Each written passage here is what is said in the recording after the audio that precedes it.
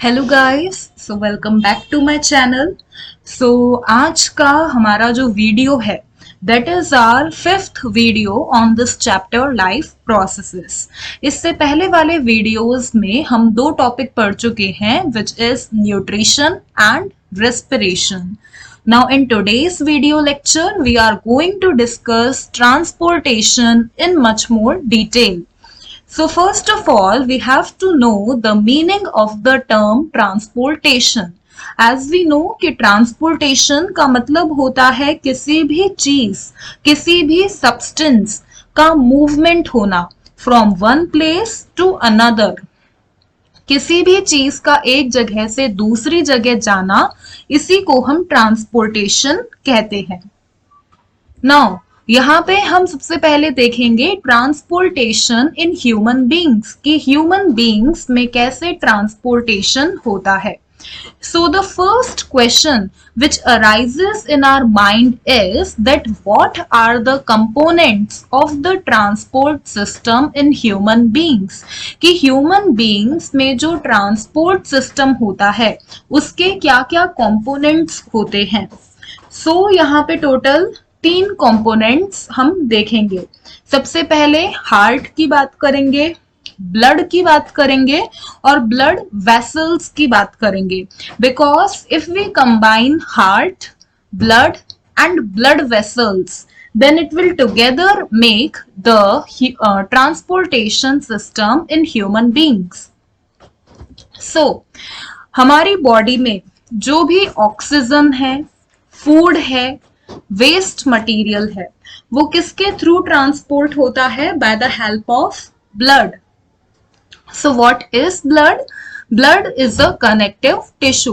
Blood एक तरीके का कनेक्टिव टिश्यू होता है, ये हमारी पूरी बॉडी को कनेक्ट करके रखता है। जो भी फूड है, ऑक्सीजन है, वेस्ट मटेरियल है, वो हमारी बॉडी में ट्रांसपोर्ट होता है ब्लड की हेल्प से। So as you can see in this figure कि हार्ट है जो ब्लड को पंप कर रहा है, फिर वो ऑक्सीजनेटेड ब्लड पूरी बॉडी में जा रहा है, फिर पूरी बॉडी से जो इम्प्योर ब्लड है, जो डीऑक्सीजनेटेड ब्लड है, वो वापस से हार्ट में जा रहा है। इसी को हम डिटेल में डिस्कस करेंगे। तो सबसे पहले हम देखेंगे ब्लड के बारे में, which is the first component of human transport system. तो सबसे पहले हम ब्लड के बारे में पढ़ेंगे कि हमारा जो ब्लड है इसके क्या क्या कंपोनेंट्स होते हैं, ब्लड किस किस से मिलकर के बना होता है। तो हमारा जो ब्लड है इसमें 2 चीजें होती है, एक होता है प्लाज्मा और एक होते हैं सेल्स। प्लाज्मा यानी जो हमारा ब्लड का फ्लूइड पार्ट है उसी को हम प्लाज्मा कहते हैं, और सेल्स होते हैं हमारे ब्लड के अंदर जो कि सस्पेंडेड फॉर्म में रहते हैं। नाउ सेल्स 3 तरीके की होती है, RBC, WBC and platelets. RBC का मतलब है red blood cells, WBC means white blood cells and platelets. Now what is the function of RBC? RBC का फंक्शन होता है टू कैरी ऑक्सीजन, कि एक ऑक्सीजन को हमारी बॉडी के अलग अलग हिस्सों तक पहुंचाती है। डब्ल्यूबीसी का क्या काम होता है? टू फाइट विद इन्फेक्शंस, कि इन्फेक्शंस के साथ में फाइट करती है। And third type of cell which is present in our blood is platelets. Platelets का क्या काम होता है? प्लेटलेट्स हमेशा हमारे ब्लड में प्रेजेंट होती है। अगर हमें कभी भी कोई इंजरी हो जाए, ब्लीडिंग होने लग जाए हमारी बॉडी में से, तो वहां पे जो प्लेटलेट्स है ये क्लॉट का फॉर्मेशन करती है ताकि बहुत ज्यादा ब्लड का लॉस ना हो। इस वजह से उस ब्लीडिंग को प्रिवेंट करने के लिए वहां पे एक क्लॉट बनाने का जो काम है वो किसका होता है? प्लेटलेट्स का होता है। तो ये हमने देखा कि ब्लड के क्या क्या कंपोनेंट्स होते हैं। अब हम इस चीज को एक फिगर की हेल्प से समझेंगे। जैसे यहाँ पे ये ब्लड वेसल है, इस ब्लड वेसल के अंदर ये हमारा पूरा ब्लड है।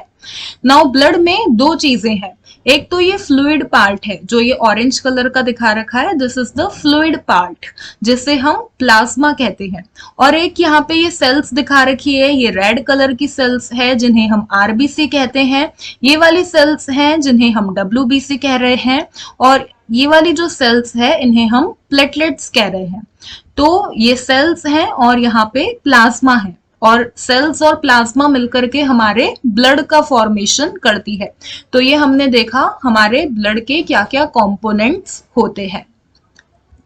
नाउ अब हम सेकंड कंपोनेंट देखेंगे ह्यूमन ट्रांसपोर्ट सिस्टम का after blood, which is heart.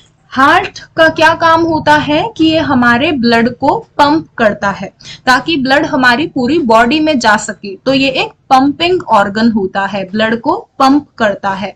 ये एक मस्क्यूलर ऑर्गन होता है, मसल्स का बना हुआ होता है। जो साइज होती है हार्ट की वो एक फिस्ट के बराबर होती है। फिस्ट का मतलब होता है जो हमारी बंद मुट्ठी होती है उसके बराबर साइज होती है हार्ट की। अगर हम ह्यूमन और क्रोकोडाइल की बात करें तो इनमें जो हार्ट होता है वो उसमें 4 चैम्बर्स होते हैं। कौन कौन से? Left atrium, left ventricle, right atrium, right ventricle. As you can see in this figure, ये ह्यूमन का हार्ट है, इसमें ये लेफ्ट एट्रियम है, देन लेफ्ट वेंट्रिकल है, राइट एट्रियम है, राइट वेंट्रिकल है। तो टोटल यहाँ पे 4 चैम्बर्स है। ऑन द अदर हैंड अगर हम फिशेस की बात करें तो फिशेस में जो हार्ट होता है उसमें 2 ही चैम्बर होते हैं, एक एट्रियम होता है और एक वेंट्रिकल होता है। नेक्स्ट अगर हम एम्फीबियंस यानी फ्रॉग्स और रेप्टाइल यानी लिजर्ड वगैरह की बात करें तो इनमें जो हार्ट होता है उसमें 3 चैम्बर होते हैं, 2 एट्रियम होते हैं और एक सिंगल वेंट्रिकल होता है। तो ये हमने हार्ट के बारे में पढ़ा। Now we discuss double circulation here. So कैसे ब्लड हमारी पूरी बॉडी में ट्रैवल करता है वो हम यहाँ पर देखेंगे, कैसे सर्क्यूलेट होता है हमारी बॉडी में। तो सबसे पहले यहाँ पे लंग्स है। लंग्स के थ्रू जो ऑक्सीजन है वो हमारी बॉडी में आई, एल्वियोलाई में ऑक्सीजन गई, एल्वियोलाई के चारों तरफ जो ब्लड वेसल्स है उनके अंदर ऑक्सीजन गई, तो वहां पे ऑक्सीजन रिच ब्लड है और we can say it as oxygenated blood. Oxygenated blood या ऑक्सीजन रिच ब्लड का मतलब है ऐसा ब्लड जिसमें ऑक्सीजन ज्यादा है इन कंपैरिजन टू CO2। अब ये जो ऑक्सीजन रिच ब्लड है ये हमारे लंग्स से कहां पर जाएगा? लेफ्ट एट्रियम में। देन लेफ्ट एट्रियम पहले रिलैक्स करेगा, फिर कॉन्ट्रैक्ट करेगा, फिर जो ब्लड है वो लेफ्ट वेंट्रिकल में जाएगा। सेम जो लेफ्ट वेंट्रिकल है वो पहले रिलैक्स करेगा, फिर ये कॉन्ट्रैक्ट करेगा। देन लेफ्ट वेंट्रिकल से ये जो ऑक्सीजनेटेड ब्लड है ये हमारी पूरी बॉडी में जाएगा। फिर बॉडी से जो भी डीऑक्सीजनेटेड ब्लड है यानी ऐसा ब्लड जिसमें ऑक्सीजन कम है और CO2 ज्यादा है क्योंकि हमारी बॉडी से आ रहा है, तो डीऑक्सीजनेटेड ब्लड कहां पर जाएगा? राइट एट्रियम में। Again it will do relaxation and then contraction, then the blood will go into right ventricle, then right ventricle will again do relaxation and contraction, and then the deoxygenated blood will go into lungs for oxygenation। तो इस तरीके से पूरी cycle चलती है हमारे blood की हमारी बॉडी में। तो इस पाथ में बीच बीच में क्या होते हैं? वॉल्व भी होते हैं। ये जो पूरा पाथ हमने ड्रॉ करा है ब्लड का, इसमें बीच बीच में वॉल्व्स भी होते हैं ताकि जो ब्लड है वो बैकवर्ड फ्लो ना करे।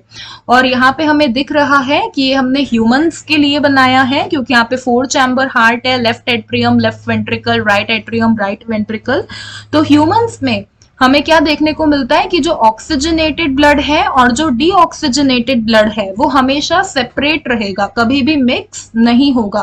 और ह्यूमंस में हर एक साइकिल में जो ब्लड है वो कितनी बार हार्ट से गुजरेगा? एक बार तो यहाँ हार्ट में आया और एक बार यहाँ पे ये ब्लड हार्ट में आया।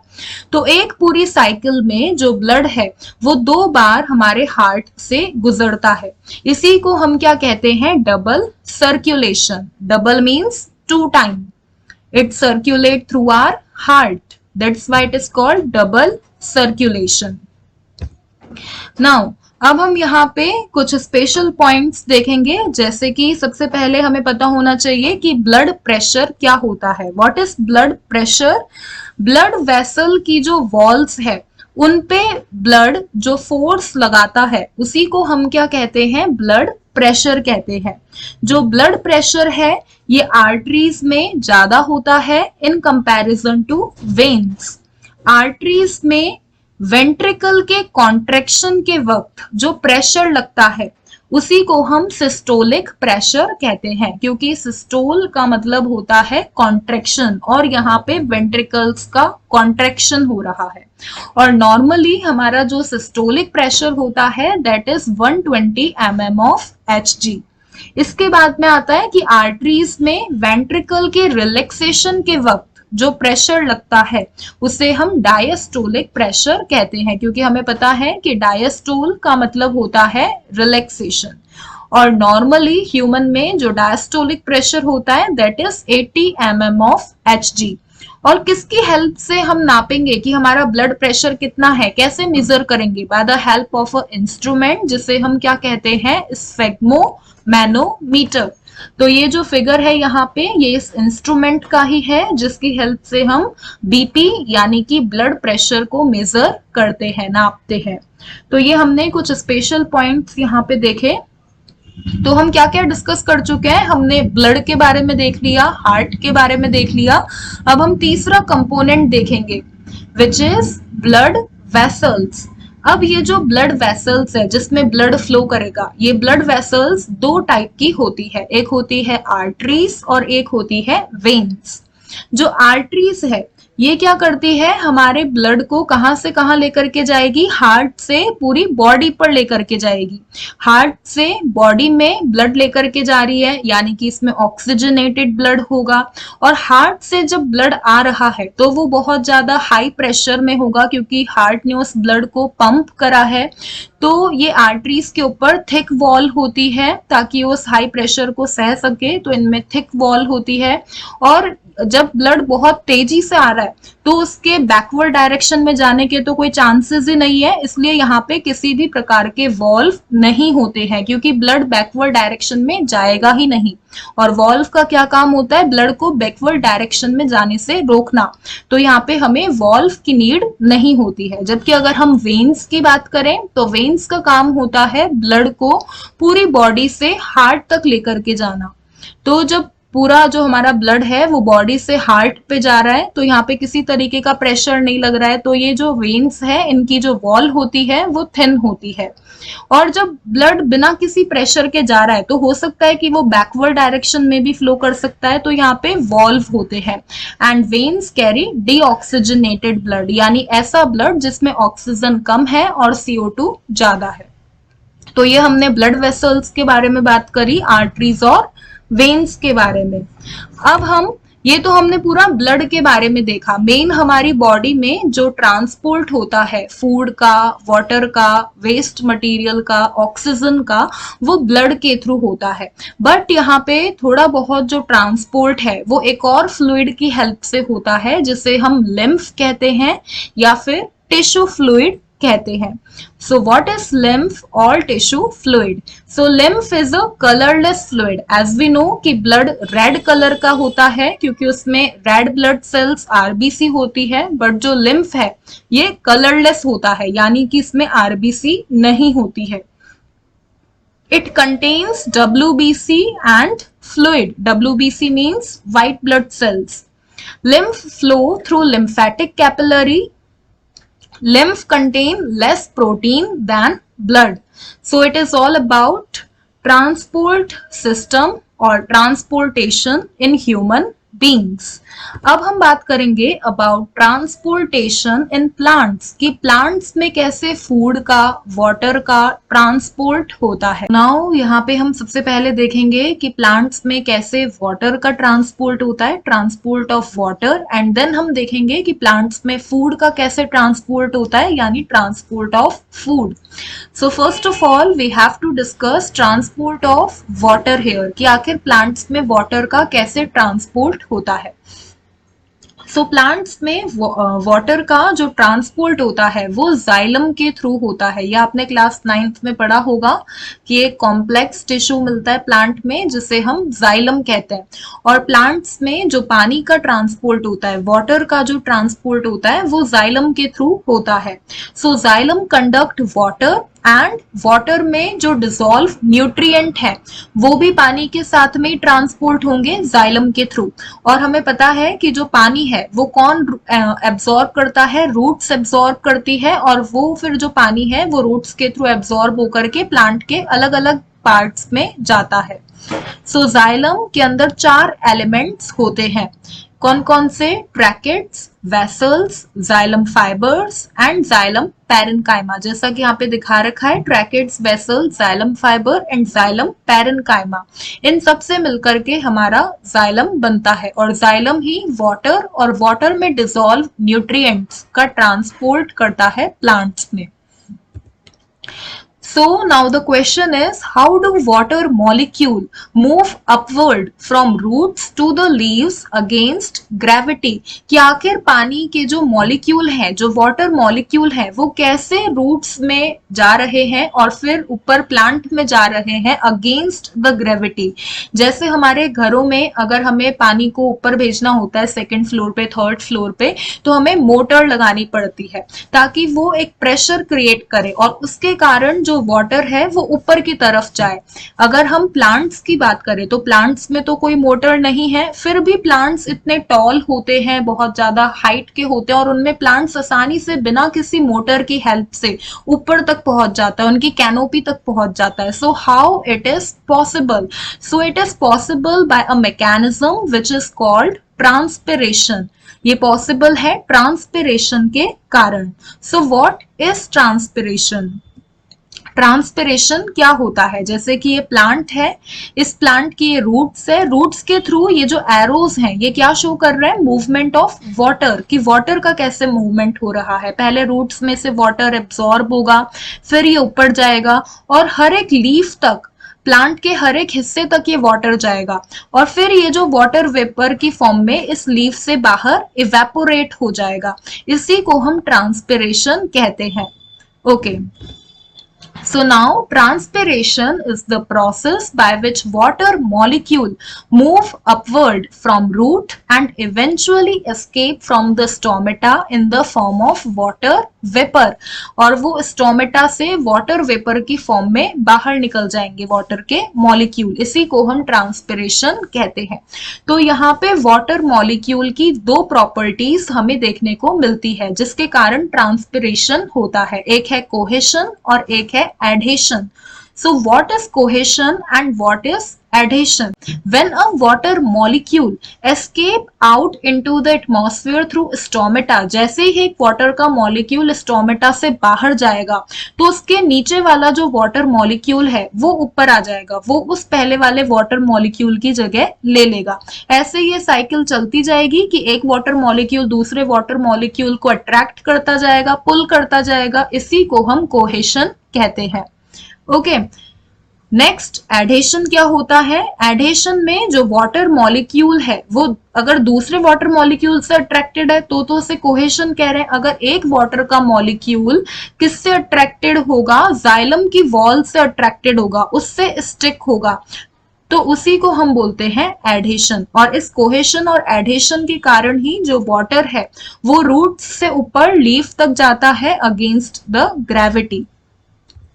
सो इस फिगर की हेल्प से हम ट्रांसपिरेशन को देखेंगे कि ट्रांसपिरेशन कैसे होता है। तो यहाँ पे एक प्लांट है, ये लीव है इसमें और ये इसकी रूट्स है और यहाँ पे सॉइल है। तो ये रूट्स में से इस वाटर के मॉलिक्यूल को एब्सॉर्ब करेगा। ये जो ब्लू डॉट्स हैं ये किसको रिप्रेजेंट कर रहे हैं? वाटर के मॉलिक्यूल्स को।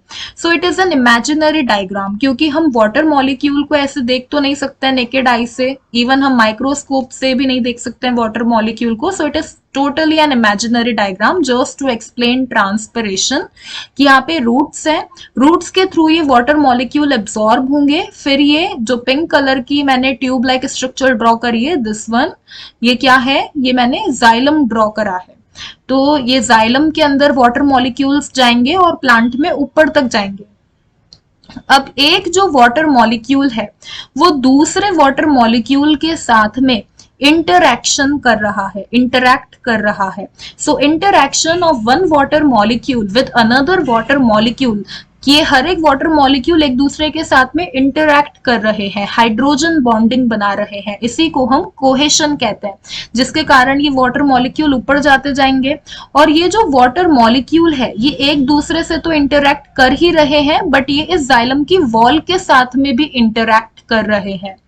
सो interaction of water molecule with the wall of xylem, इसी को हम क्या बोलते हैं, एडेशन। तो कोहेशन होगा और एडेशन होगा वाटर मॉलिक्यूल्स के अंदर। फिर ये वाटर मॉलिक्यूल्स लीफ तक जाएंगे, यहाँ पर मैंने खाली एक ही लीफ तक जाता हुआ दिखाया है ये जाइलम, पर ये हर एक लीफ तक जाएगा, प्लांट के हर एक हिस्से तक वाटर और डिसॉल्व न्यूट्रिएंट पहुंचाएगा। तो सपोज ये किसी लीफ पर गया जो हमारा वाटर है, डिसॉल्व न्यूट्रिएंट मिनरल है, फिर वहां पे लीफ के ऊपर हमें पता है कि स्टोमेटा होते हैं, कुछ छोटे छोटे पोर्स होते हैं, दिस पोर इज स्टोमेटा। ऐसा नहीं है कि यहाँ पे इस लीफ पे खाली एक ही स्टोमेटा होगा, बहुत सारे स्टोमेटा होंगे। फिर ये वाटर के मॉलिक्यूल इस स्टोमेटा से बाहर निकल जाएंगे आउटसाइड एनवायरमेंट में in the form of water vapour.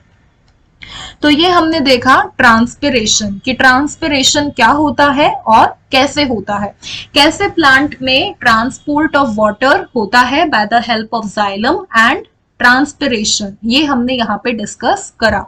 Now the second one is transport of food, कि प्लांट में फूड का ट्रांसपोर्ट कैसे होता है। तो प्लांट्स में फूड का ट्रांसपोर्ट फ्लोएम की हेल्प से होता है।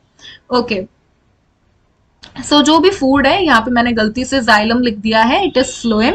सो phloem conduct food which is prepared by leaf. हमें पता है कि फूड कौन बनाएगा, लीफ बनाएगी फोटोसिंथेसिस करके, जो हम ऑलरेडी डिस्कस कर चुके हैं कि प्लांट कैसे फोटोसिंथेसिस करता है, कैसे फूड या ग्लूकोज बनाता है, और फिर वो लीफ से प्लांट के अदर पार्ट्स पर जाएगा। फ्लोएम में 4 एलिमेंट्स होते हैं, sieve tube, companion cells, phloem fibers and phloem parenchyma, as you can see in this picture. Now translocation is the movement of material का मूवमेंट होगा which is prepared by leaf, जो कि leaf ने बनाया है, जो भी खाना लीफ ने बनाया है वो मूव करेगा to other tissues throughout plant, पूरे प्लांट के एक एक हिस्से तक जाएगा, जैसे रूट्स तक, फ्रूट्स, सीड्स, ग्रोइंग ऑर्गन, हर एक हिस्से तक हमें खाना पहुंचाना है। और ये खाना लीफ ने बनाया है, तो लीफ से जो भी प्लांट के अदर पार्ट्स हैं वहां तक हम अगर खाना पहुंचाएंगे तो इसी को हम ट्रांसलोकेशन कहते हैं। और ट्रांसलोकेशन करने के लिए एक प्लांट को क्या चाहिए होती है, एनर्जी चाहिए होती है, और हमें पता है कि एनर्जी करेंसी क्या होती है, ATP, which is adenosine triphosphate. Now ये जो ट्रांसलोकेशन है ये किसके कारण होता है, ऑस्मोटिक प्रेशर के कारण होता है। ऑस्मोटिक प्रेशर के कारण जो भी फूड मटेरियल है वो फ्लोएम में मूव करेगा from high pressure to low pressure, और प्लांट के हर एक हिस्से तक जो फूड है उसको हम पहुंचा देंगे by the help of translocation.